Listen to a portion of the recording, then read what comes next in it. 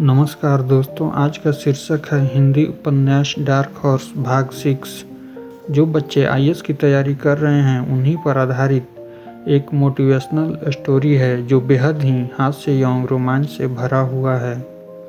दोस्तों, चैनल को लाइक और सब्सक्राइब जरूर करें और बेल आइकन को जरूर प्रेस करें, जिससे आने वाले हर वीडियो की नोटिफिकेशन मिलती रहे और इस डार्क हाउस उपन्यास का हर भाग सुने और आनंद लें।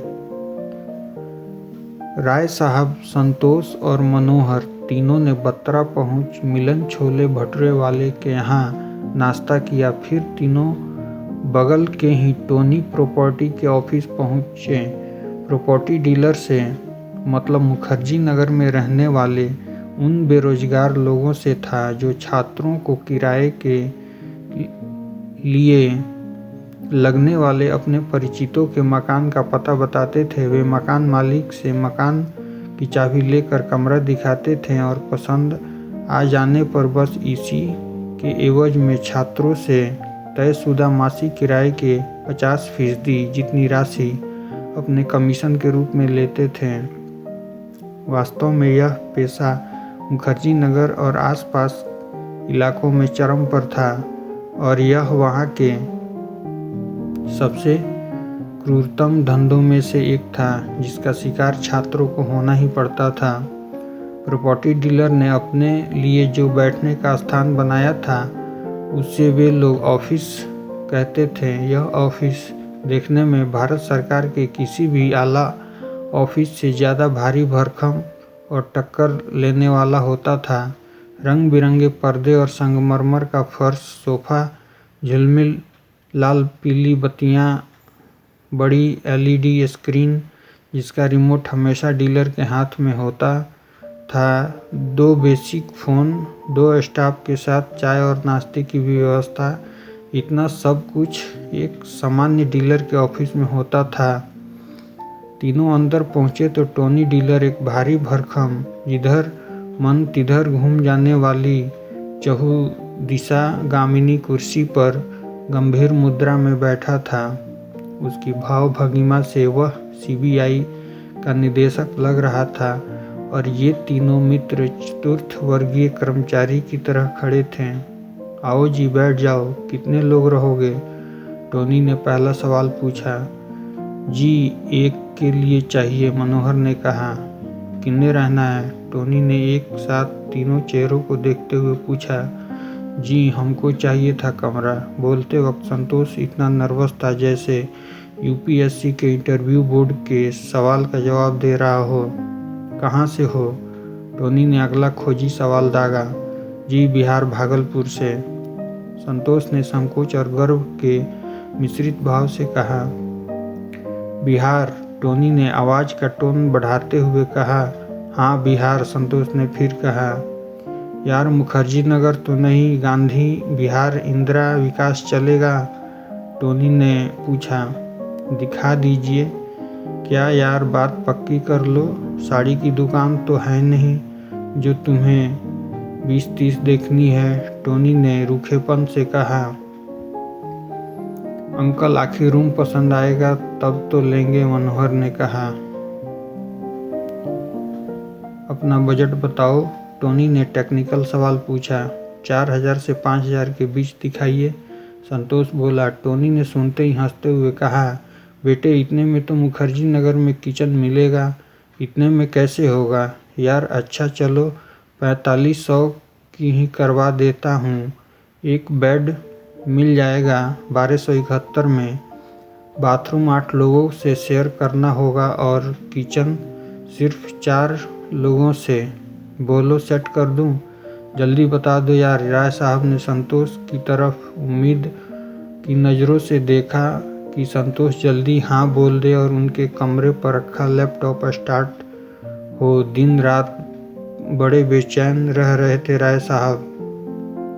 क्या संतोष जी, देखिएगा ये वाला? राय साहब ने दबाव डालते हुए पूछा। नहीं महाराज, पैसा देंगे तो धर्मशाला में थोड़े न रहेंगे, संतोष ने गर्दन घुमाते हुए कहा। अरे तो फिर फ्लैट वाला बजट भी रखो बेटे। 4000 में यहाँ कहाँ से मिलेगा बंगला? और तुम्हें पढ़ना ही तो है। सारे बच्चे तो रह ही रहे हैं, दिक्कत क्या है तुम्हें? एकदम सेपरेट चाहिए? लड़की सड़की का मामला है क्या? चलो फिर एक दिखा देता हूँ। 11,000 का है, 24 घंटे एंट्री। छोरी लाओ, दारू पियो, कोई गल नहीं, बोलो जल्दी लेनी है। टोनी ने एकदम कमीनेपन वाले अंदाज में कहा। अंकल हाँ सेपरेट चाहिए, माँ बहन भी तो आती है कमरे पर, संतोष ने दांत पीसते हुए कहा। टोनी यह सुनकर झेंप गया। उसे अपनी बेहूदगी पर अंदाजा हो गया था। वह समझ गया था बात लड़के को चुभ गई है। उसने तुरंत बात पलटते हुए कहा, वोटर आईडी है और अभी लाओ, चलो एडवांस निकालो, एक 6500 का है, इंदिरा विकास में, पसंद आ जाएगा, शांत कमरा है, मस्ती से पढ़ना। तो चलिए ना, रूम तो दिखा दो अंकल, यहीं बैठकर पूरा ब्रह्मांड का एडवांस ले लीजिएगा क्या? मनोहर ने कुर्सी से उठते हुए कहा। ओए बंटी गुड्डी, निकाल दिखा आ वो इंदिरा विकास वाला, कहते हुए टोनी टीवी के चैनल बदलने लगा। तीनों बाहर निकले। बंटी की बाइक पर 2 ही बैठ सकते थे। तभी राय साहब ने कहा, आप दोनों देख आइए, हम यहीं रहते हैं। वे दोनों बंटी के साथ निकल गए। इधर अंदर और बाहर की गर्मी से परेशान राय साहब ने झट से बगल वाली दुकान में से एक स्प्राइट खरीदी और उसको 10 मिनट में पिया। तब तक संतोष और मनोहर को बाइक पर लटकाए बंटी वापस आया। हट साला, 4 ठो रूम देखे हो राय साहब, सब बेकार, इतना अंधेरा। एक ठो में तो किचन के अंदर ही रूम का शेल्फ था। अजब गजब रूम है यहाँ, हगने मुतने खाने का अलग से कुछ समझ में नहीं आता है। संतोष ने बाइक से उतरते हुए ही कहा। चलिए फिर और देखते हैं कहीं, राय साहब ने सर खुजलाते हुए कहा। तीनों वहां से निकले। संतोष के मन को टोनी के लड़की लाने वाली बात बहुत बुरी लगी थी। साला कितना हरामी है यहाँ, प्रॉपर्टी डीलर, लड़की लाओगे कहता है साला। भागलपुर पटना होता तो काट देते हैं। बहुत मन बढ़ा हुआ है यहाँ, संतोष ने मुट्ठी बांधते हुए कहा। रहने दीजिए, उसकी गंदी सोच है, हमें क्या, उसकी ही मन अपवित्र होगा। राय साहब ने संत के फ्लेवर में कहा। अजी यहाँ लोकल लोगों का व्यवहार ऐसा ही है। मकान मालिक भी लड़कों को झांट ही समझता है। एक तारीख हुआ नहीं कि कपार पर चढ़ जाता है। लगता है कि जैसे देश छोड़कर भाग रहे हैं। प्रॉपर्टी डीलर का भाषा तो आप सुन ही लिए।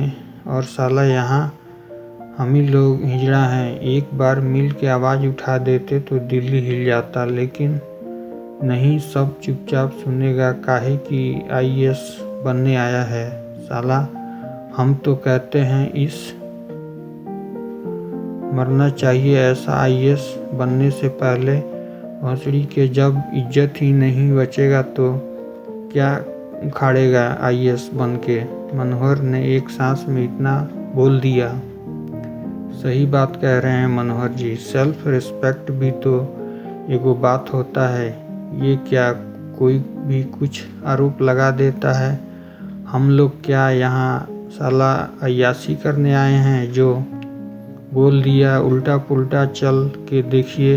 इलाहाबाद, पटना, भागलपुर में इज्जतदारी के साथ पढ़ाई होता है। यहाँ पर एक बार छात्र का संगठन खड़ा करना होगा। कसम से एक बार ताकत दिखा दिए तो बोली चाली व्यवहार ठीक हो जाएगा और किराया भी मनमाना बंद हो जाएगा।